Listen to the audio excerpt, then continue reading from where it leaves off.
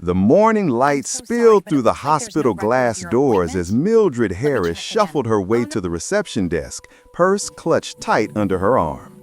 She had made this same trip every third Friday for 10 As you can see from years. the latest data, there's Checkup, been a blood significant pressure, improvement in the recovery refill. metrics. Routine, predictable, safe. "Morning, baby," she said to the young woman behind the counter. "Here for my appointment with Dr. Patel." The clerk smiled politely and started typing. Name? Mildred Harris. More typing. Then a pause. A longer pause. "Could you spell that?" Mildred chuckled. "Lord, I've been spelling it for doctors since 1965. Mildred. Harris, like the vice president." The clerk typed again. Click, click. Nothing. "I'm sorry, ma'am," she said finally. "I'm not seeing you in the system." Mildred frowned. "That can't be right. I come here every month. Same doctor, same card, same knees." She handed over her insurance card, wrinkled but valid. The clerk scanned it, squinted, tried again. Still nothing. "Maybe they switched systems," Mildred offered. "I heard y'all got some fancy new computer thing." The clerk nodded nervously. "Yes, ma'am. We just moved everything to MedSync. It's supposed to merge the old files automatically." "When, I guess mine didn't get invited to the merge," Mildred said, half smiling. The young woman forced a laugh, but her eyes betrayed concern. "I'll get a supervisor." 10 minutes later, Dr. Patel appeared, a kind man in his 50s with tired eyes and an easy warmth that patients trusted. "Mrs. Harris," he said, shaking her hand, "you're here for your checkup?" "I was," she replied, "but apparently I don't exist." He chuckled softly. "Let's take a look." He leaned over the screen, typing in her name, date of birth, social security number. Each time, the computer flashed the same message: "No record found." "That's strange," he muttered. "You've been my patient for years." "Well, that's what I thought," she said, "but it seems I've been deleted." Dr. Patel frowned. "It must be a transfer error from the migration." "Migration?" she asked. "I didn't migrate nowhere." He smiled gently. "It means they moved all our old files to a new system. Sometimes data doesn't copy correctly." "So, what happens if your data doesn't copy?" He hesitated. "Usually, we just re-enter it manually." She crossed her arms. "And who remembers all those pills and blood tests and whatnot? Because I sure don't." He sighed. "I'll get IT to restore your file. You shouldn't worry."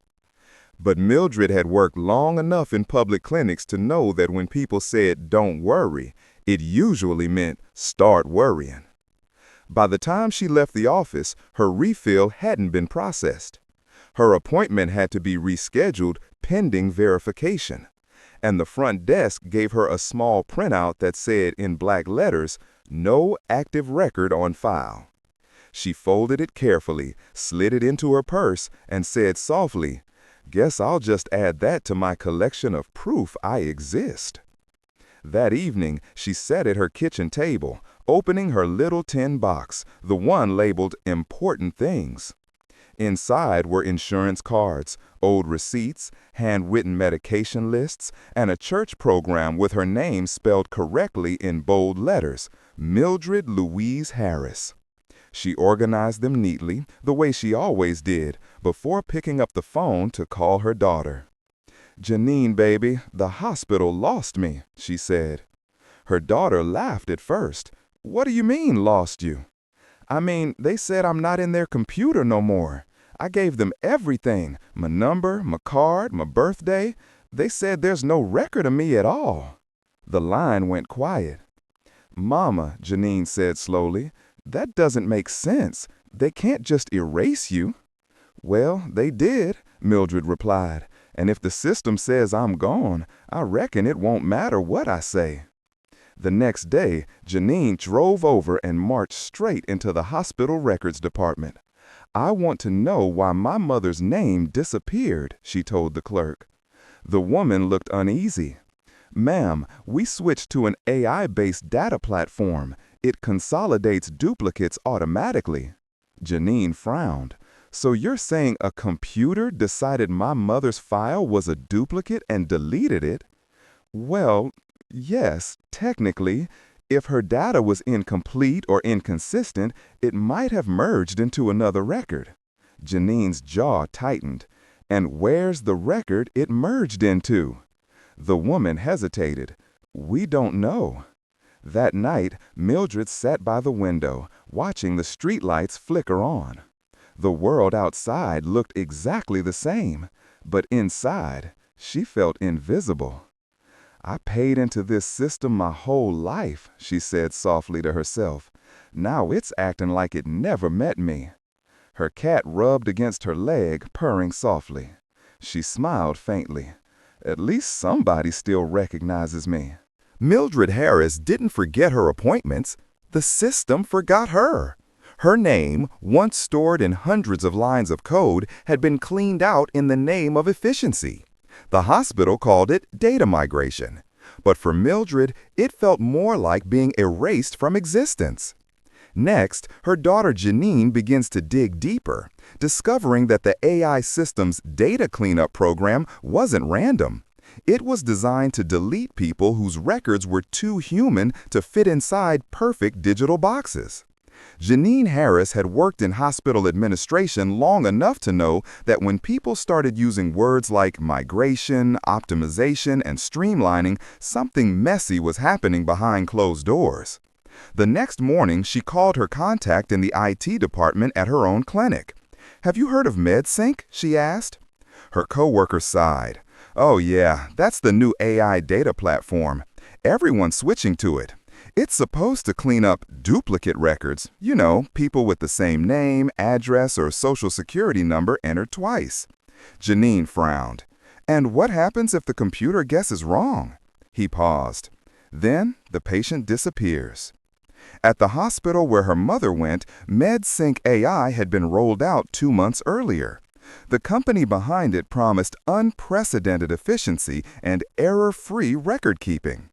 In their launch video, a cheerful narrator explained, MedSync uses advanced algorithms to merge, cleanse, and verify patient data, ensuring consistency across every department. The demo showed colorful charts, happy doctors, and blinking dashboards. What it didn't show was what happened to patients like Mildred, whose data wasn't missing, just imperfect. Janine drove to the hospital to speak with the record supervisor. "Look," she said, keeping her voice calm, "my mother's record didn't just vanish. It was removed. I want to know how." The supervisor, a man in a neat suit, smiled professionally. "We simply upgraded to a new data standard. Sometimes legacy files, that's old data, can't be fully converted." "She's not legacy," Janine said sharply. "She's living." The man hesitated. "The system flags incomplete or inconsistent files for cleanup. It prioritizes records with full demographic verification." "In English?" He cleared his throat. "If your address or name don't match the insurance database exactly, the record may be merged or archived." "So my mother got deleted because she used her husband's last name on some forms and her maiden name on others?" "Not deleted," he corrected quickly, "reclassified." Janine stared at him. "Into thin air?" Back at home, she explained it to Mildred as simply as she could. "They changed to a new computer program," Janine said. "It's supposed to fix messy records, but it got too confident." Mildred raised an eyebrow. "Confident sounds more like careless." "Exactly," Janine said. "If it sees two similar names, it picks one and drops the other. It calls that streamlining." Mildred took a sip of tea. "I call that disrespect." Meanwhile, Dr. Patel called to apologize again. "Mrs. Harris, we're doing everything we can to retrieve your file," he said. "Our IT department says it's in the inactive archive." "Meaning what?" "It means it's not deleted, just not accessible." Mildred chuckled dryly. "That's like saying you didn't lose my house, you just locked me out." He didn't know how to respond. That evening, Janine sat at her computer reading through MedSync's public documentation. Every page sounded the same. Automated deduplication, data integrity assurance, bias-free decision engine. But then she found a buried line in the fine print of the known limitations section. Older patient records, handwritten entries, or incomplete fields may not be retained during system consolidation. Janine whispered, "There it is." She leaned back in her chair. They didn't lose Mama's file, they threw it out. When she shared the news, Mildred's eyes hardened. So because I'm old, because I filled my forms with a pen instead of a keyboard, I don't count?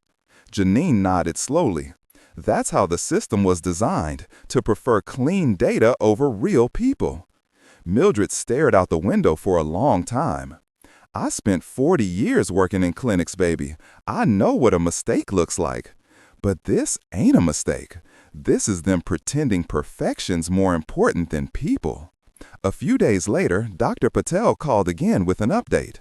"We found part of her file," he said, "but it's missing key details, prescriptions, lab results, even her date of birth." "How can a person's birth date go missing?" Janine asked.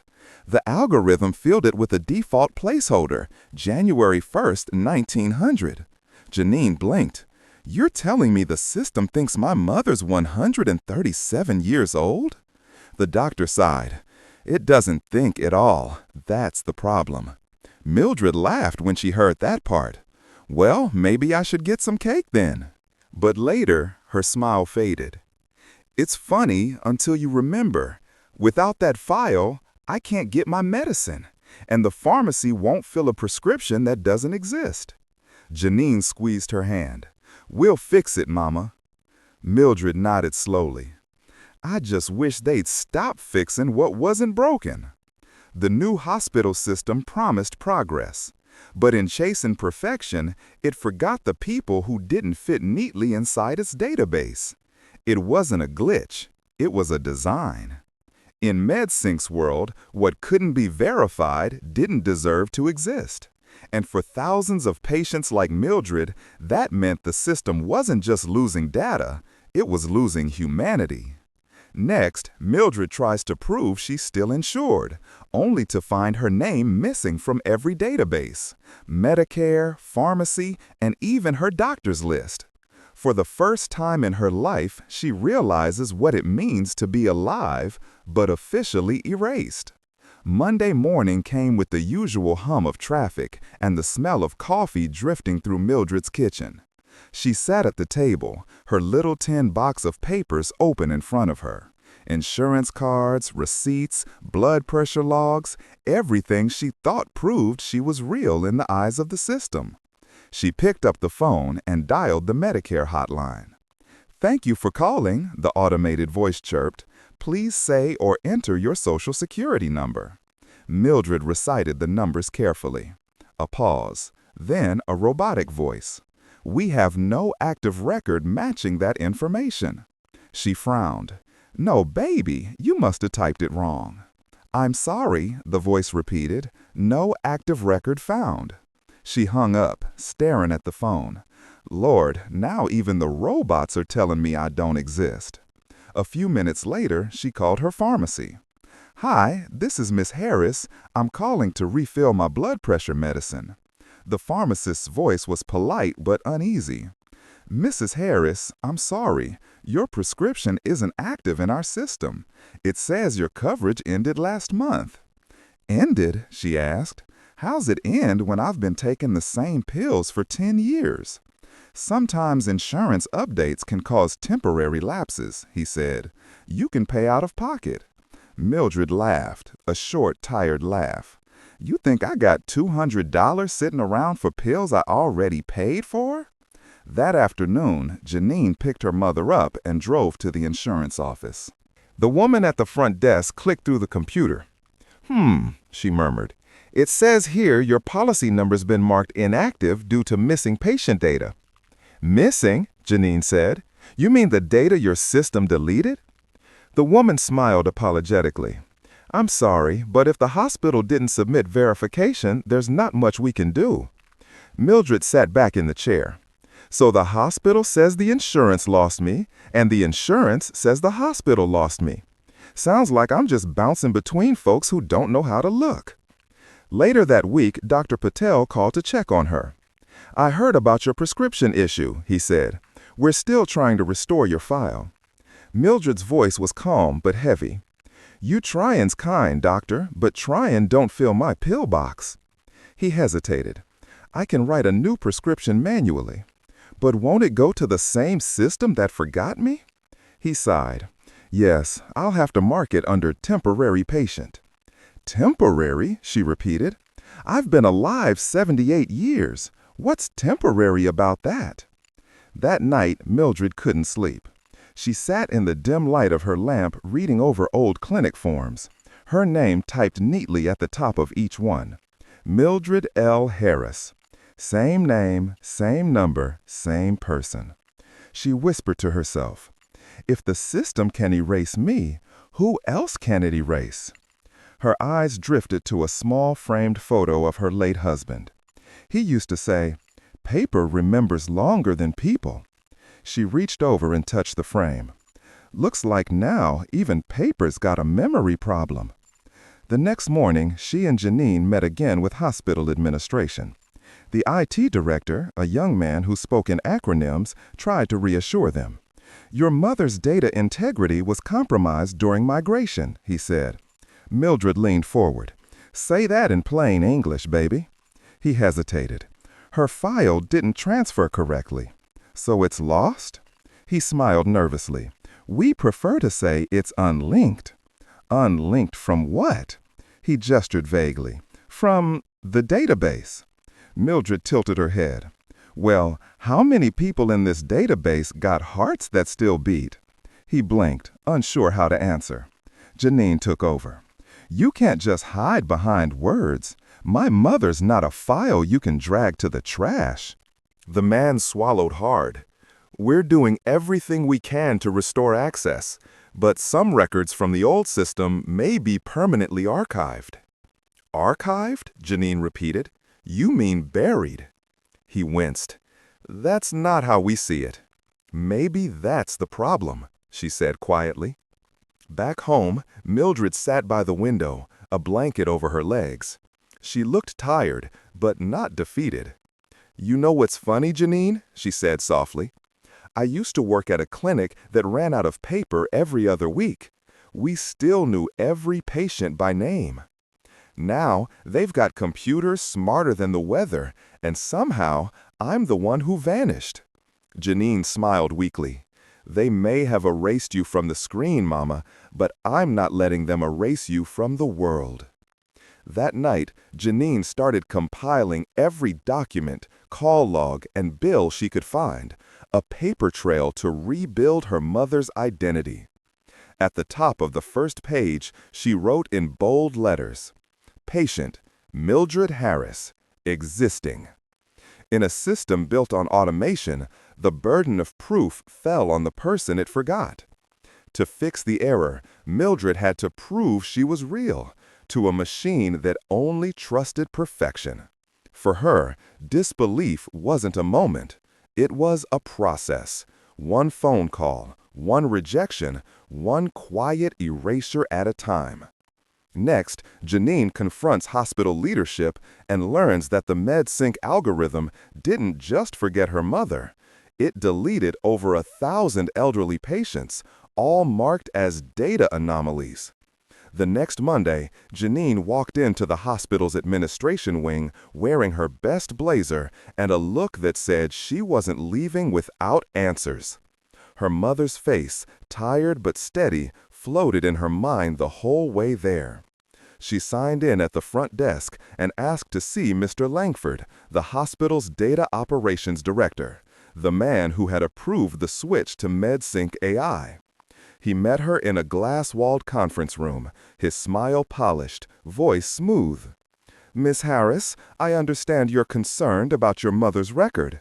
"Concerned?" she said. "She's sitting at home with no prescriptions and no insurance coverage because your system erased her. I'd say that's a little past concern." Langford gestured for her to sit.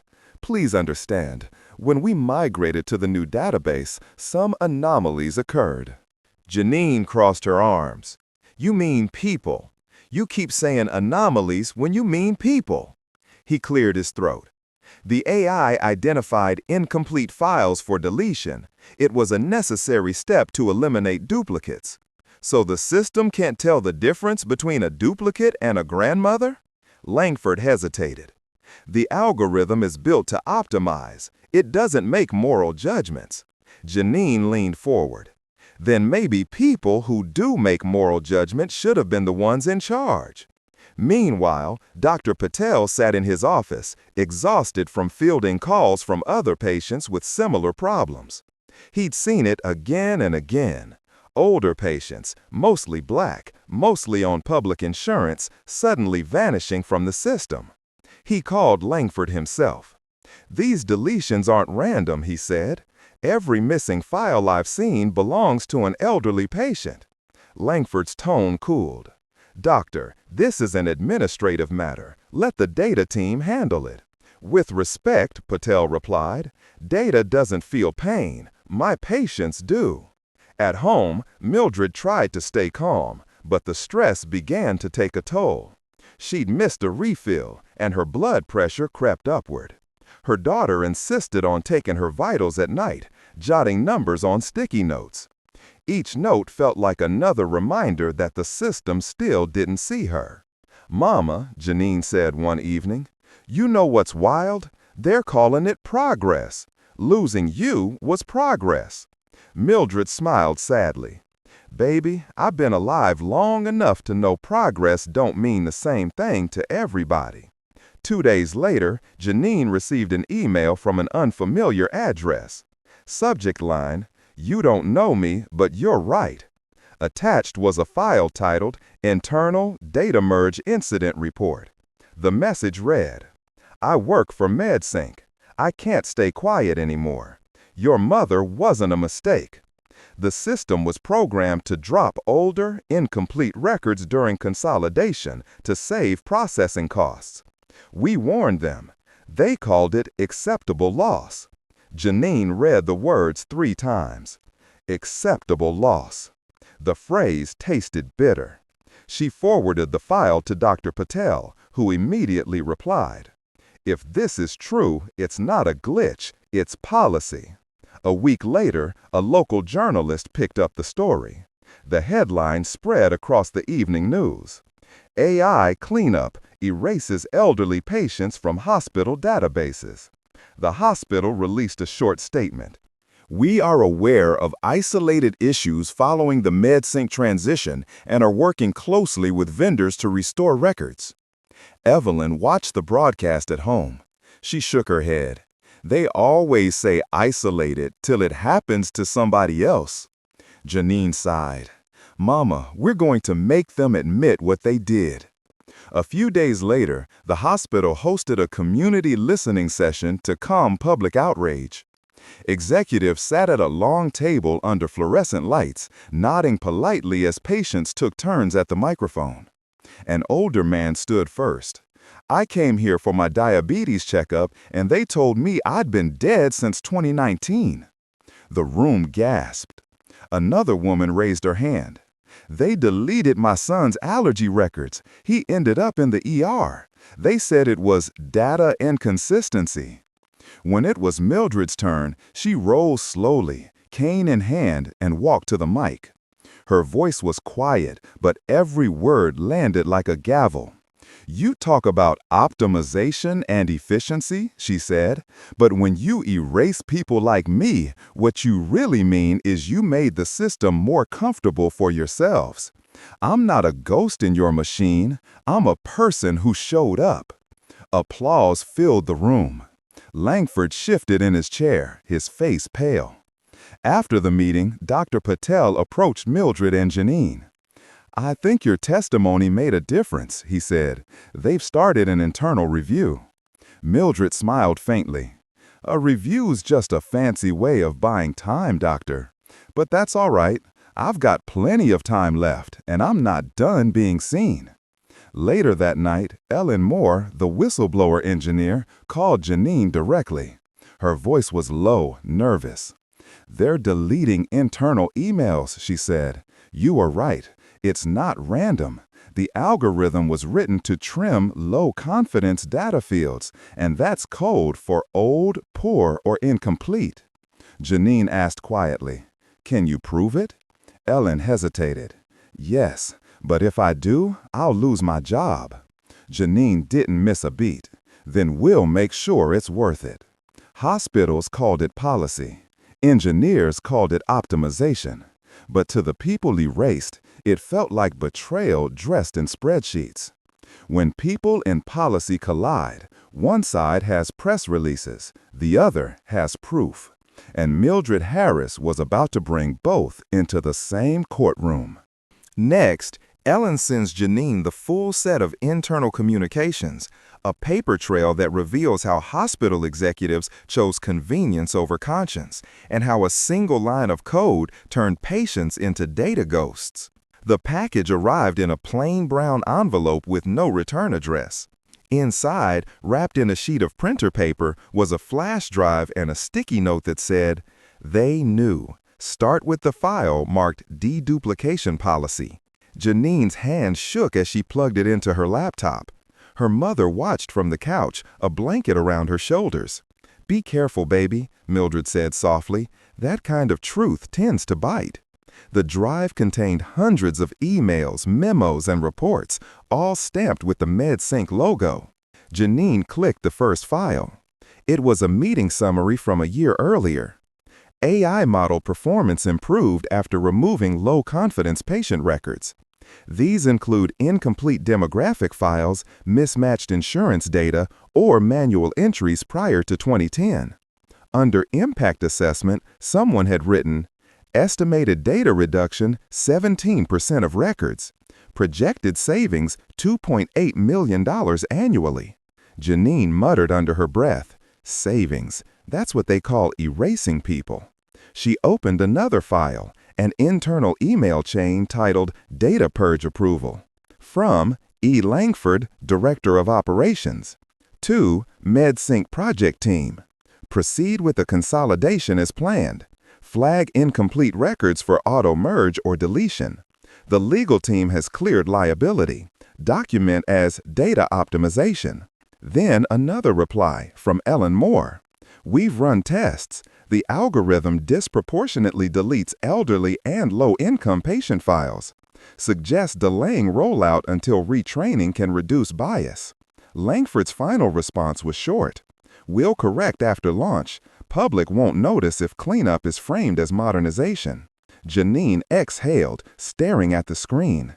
They knew exactly what they were doing. Mildred looked up slowly. "Baby, when someone shows you they're careless, believe them the first time." Janine printed every page, spread them across the table like a courtroom exhibit. There were charts labeled Record Retention Risk and Priority Index. One note in red marker read, "Medicare Medicaid equals low ROI, safe to deprioritize during migration." Janine whispered, "ROI, return on investment." She looked at her mother. "They deleted you because you weren't profitable." Mildred smiled sadly. "Well, I sure hope Heaven's got better accounting." She emailed everything to Dr. Patel that night.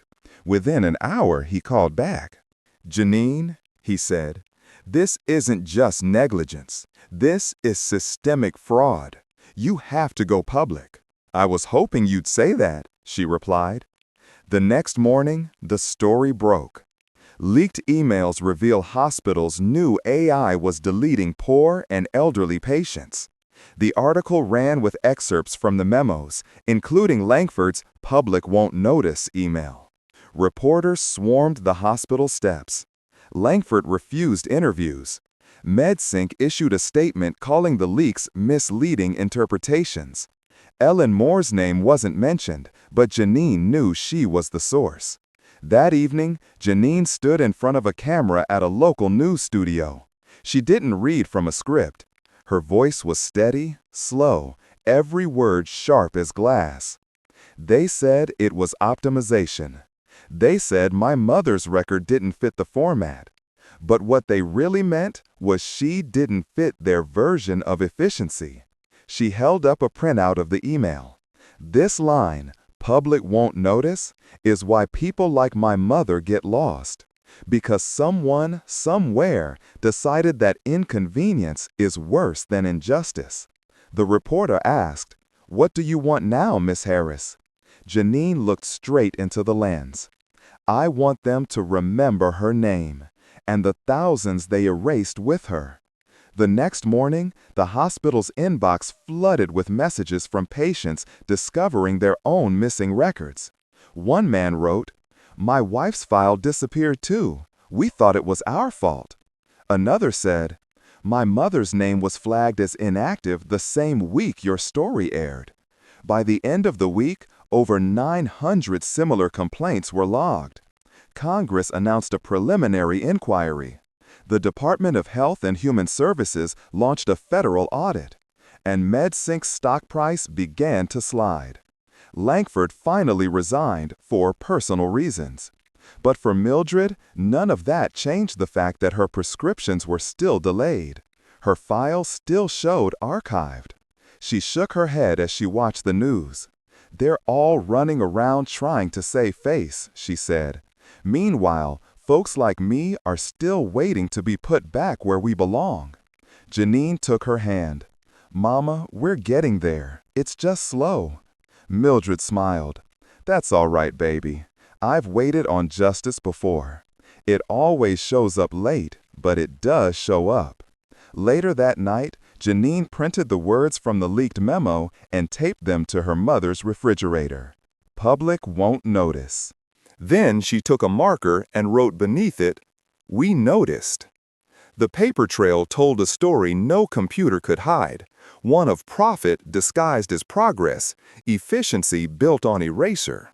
They called it modernization, but it was really memory loss at scale. And this time, the forgotten were not quiet. Next, the nation begins to reckon with what happened, a wave of families demanding reform, sparking a movement called #WeStillExist, and forcing lawmakers to confront a truth long buried in the data. When systems decide who's worth remembering, they rewrite history itself. By the time Janine's story hit national television, Mildred's phone wouldn't stop ringing.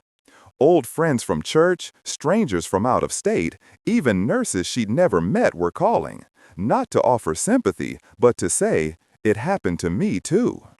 One woman from Alabama said her husband's dialysis appointments vanished after their hospital switched to MedSync. A retired teacher in Ohio discovered she'd been inactive for 6 months. And a man in Mississippi, 82 years old, showed up for surgery only to be told the system had no record of his existence. They all said the same line, "I thought it was just a mistake." Mildred listened to every call, sometimes nodding, sometimes sighing. Then she said what they were all thinking. Maybe we weren't the mistake, maybe the system was. Within days, a new hashtag began trending, #WeStillExist. Photos of elderly men and women holding up their Medicare cards filled the internet. One woman posted a picture of her mother with a handwritten sign, "Deleted by AI, restored by faith." Another man wrote, "The hospital lost my wife's file. I still have the bills to prove they didn't lose her life." What began as Mildred's personal fight had turned into a national reckoning. On Sunday, the story led every evening newscast. AI data purge leaves thousands without medical records. Elderly patients erased by hospital modernization. Anchors spoke of algorithmic discrimination and data redlining. But on social media, people called it something simpler, digital disappearing. One pastor from Chicago said during his live-streamed sermon, "They used to lose us in the streets, now they lose us in spreadsheets." The church audience murmured, "Amen." Janine, overwhelmed by the response, began collecting testimonies. She and Dr. Patel created an online form for people to submit their stories. Within a week, they had over 10,000 entries. When she filtered the results by age, her stomach tightened. More than 80% were over 65. "This isn't a bug," she told Dr. Patel. "It's a pattern." He nodded grimly. and patterns mean design. Meanwhile, MedSync executives scrambled to contain the fallout. In a press release, they insisted the issues were isolated data discrepancies. But internal auditors, pressured by reporters, revealed the real number. 1.6 million medical records had been flagged for deletion nationwide. One journalist wrote, "MedSync didn't break the system. It showed us how broken the system already was."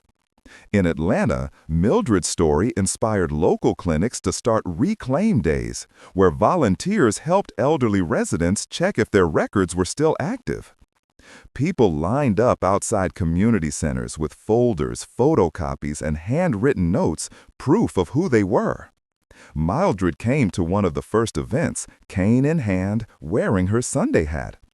When a reporter asked why she'd come, she said, "I'm here to help folks remember what the computers forgot." Behind her, a banner hung across the room.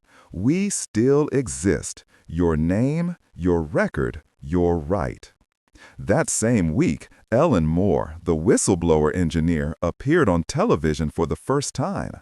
Her face was calm, her voice soft but clear. "I helped build the system that deleted those records.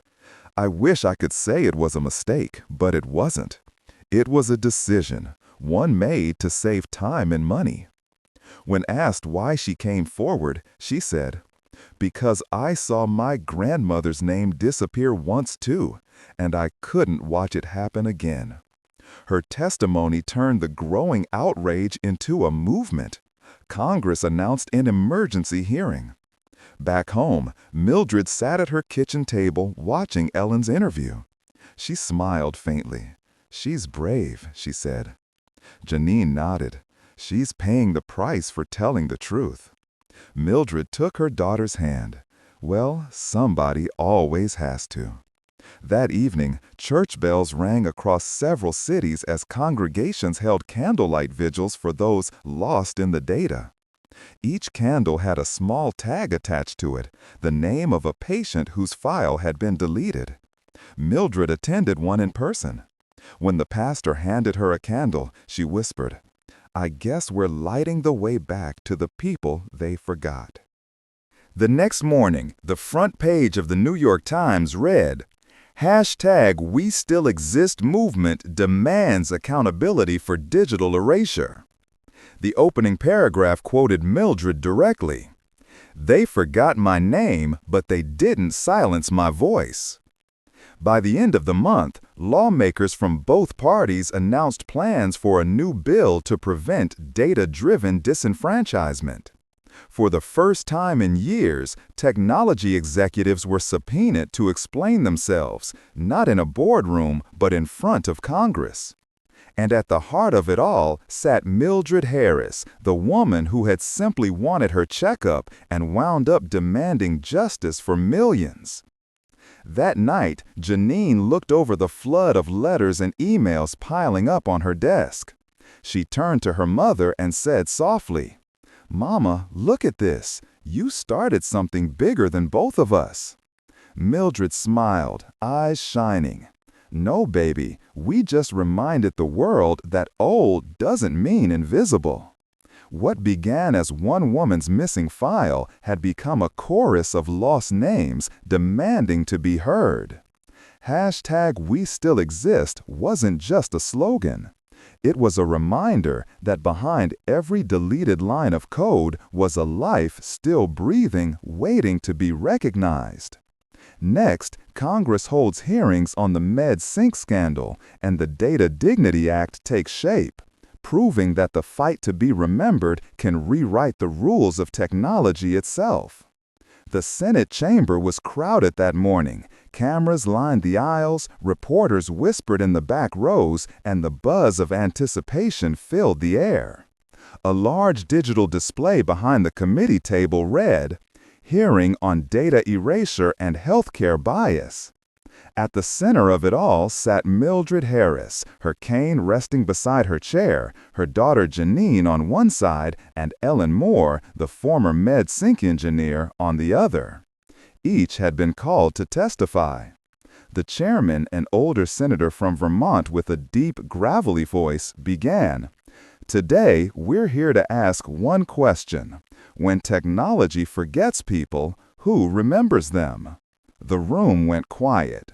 Janine spoke first. My mother went to the hospital for a routine checkup, she said. She didn't lose her file. The system deleted it.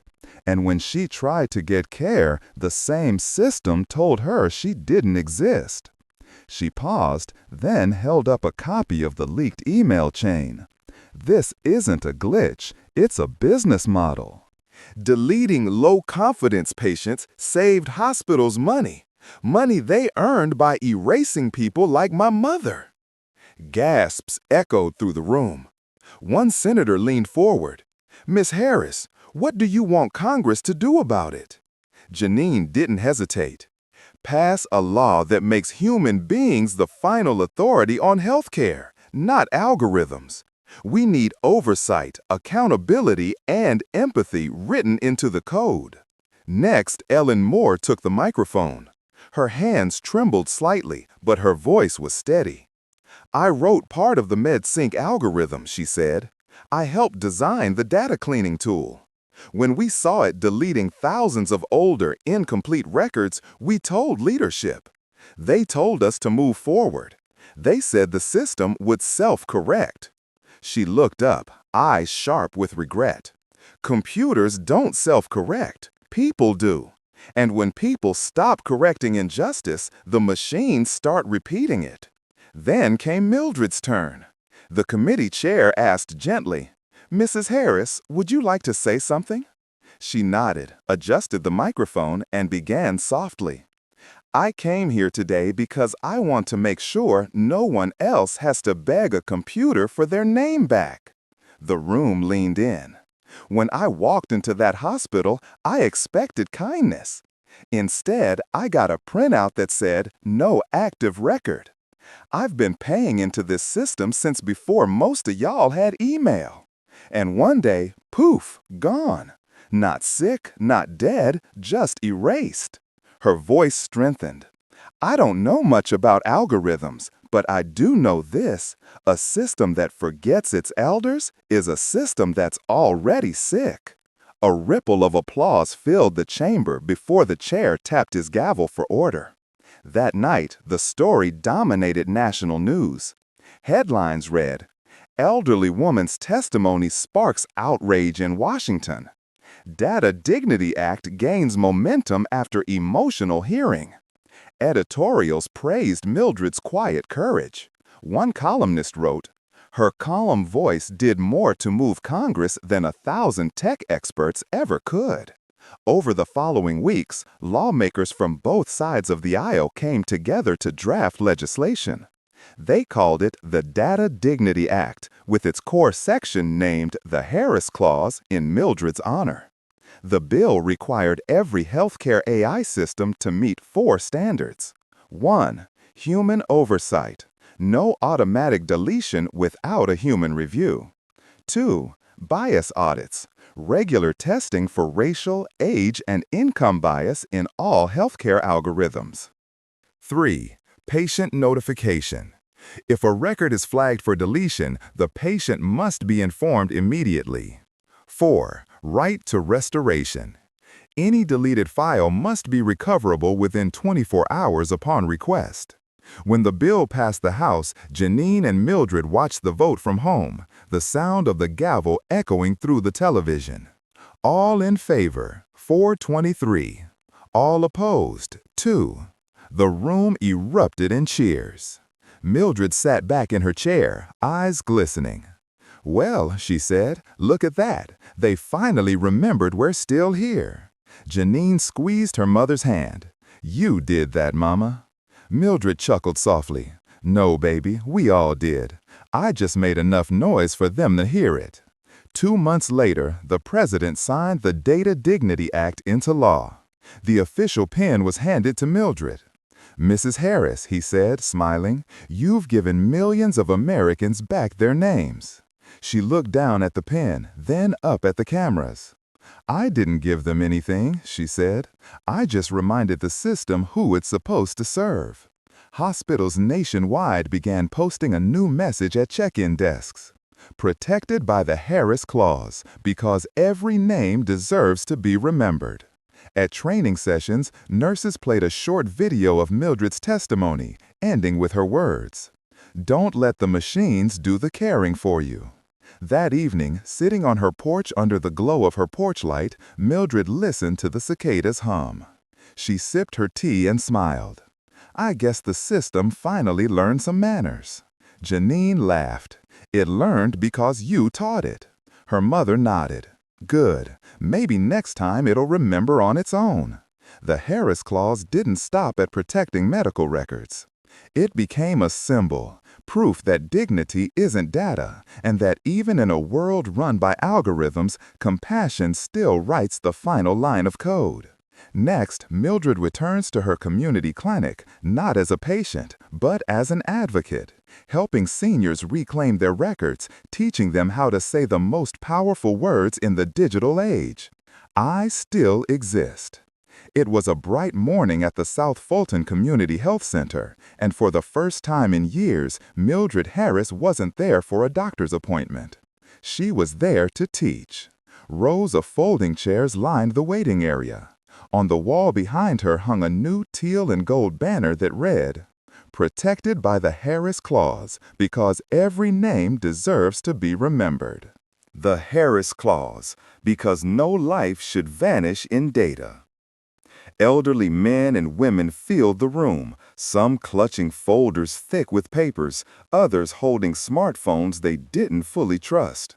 Janine stood beside her mother, smiling as she adjusted the microphone. "All right, baby," Mildred said, straightening her blouse. "Let's get these folks their names back." She started with a story, her story, told plain and slow. "I went to the hospital one morning for my regular checkup," she began. "And when they typed in my name, the computer told them I didn't exist." A ripple of laughter and disbelief moved through the crowd. "I told the nurse, 'Well, I sure hope you're wrong, 'cause I just paid the light bill.'" The room chuckled. But then Mildred's tone softened. "It's funny now," she said, "but that day I sat in that waiting room and felt smaller than I've ever felt. I'd spent my whole life paying into a system that decided I wasn't real enough to keep." She looked around the room, eyes bright. "But you know what I learned? They can delete a file. They can't delete a person." Applause filled the room. After the session, volunteers walked patients through a new process, verifying their digital records under the Harris Clause. If anything was missing, a human review could restore it immediately. A woman in her 70s wiped a tear as she saw her name reappear on the screen. "There I am," she whispered. "I thought I was gone." Mildred smiled. "No, sugar, you were just misplaced. Happens to the best of us." Over the next few months, the Harris Clause changed how hospitals treated data. Every AI-driven platform now required human verification before removing or merging any patient record. Across the country, thousands of files were restored, along with the dignity that came with them. News outlets began calling it the law that remembered. But Mildred didn't care for headlines. "I don't need them to remember me," she told Janine. "I just need them to remember us." One spring afternoon, Mildred was invited to a ceremony at the National Archives in Washington, D.C. Inside a glass display case sat the signed Data Dignity Act, next to a small plaque that read, "Dedicated to Mildred Harris, who reminded a nation that people are not errors." Janine took a photo of her mother standing beside it, her hand resting on the glass. "Well, Mama," she said softly, "looks like your name's not going anywhere this time." Mildred chuckled. "Good. Took 78 years to make it official." That evening, back home on her porch, Mildred watched the sun dip behind the trees. Children played in the street. An ambulance rolled past, siren faint in the distance. She took a slow sip of tea. "It's strange," she said. "All my life I tried not to make a fuss. Then one day I did, and it turned into a law." Janine laughed. "You didn't make a fuss, Mama. You made history." Mildred smiled. "Same thing, baby. One just sounds prettier." The following Sunday at church, Pastor Green invited her to speak. She stood at the pulpit, Bible in one hand, microphone in the other. "You know," she began, "we talk about God remembering us. But sometimes we've got to make sure the world does too. Because being remembered isn't pride, it's survival." The congregation stood and applauded. And for the first time in a long time, Mildred didn't feel erased. She felt seen. Weeks later, she received a letter in the mail. Inside was a simple card embossed with the hospital's logo. It read, "Dear Mrs. Harris, thank you for helping us rebuild a better system. Your record has been permanently restored.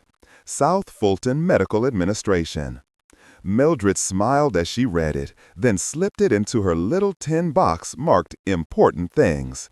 This time, it went right on top. Mildred Harris came to the hospital for care. She left with a legacy. Her fight proved that in a world obsessed with data, the smallest human detail, a name, a voice, a memory, can change everything. The system forgot her once. Now it remembers because of her. The Harris Clause, 2037, because no life should vanish in data. If this story moved you, share it. Someone you love might be one click away from being forgotten. Subscribe to Older Black Person Stories, When Data Meets Dignity, for more true stories about visibility, technology, and the fight to be remembered.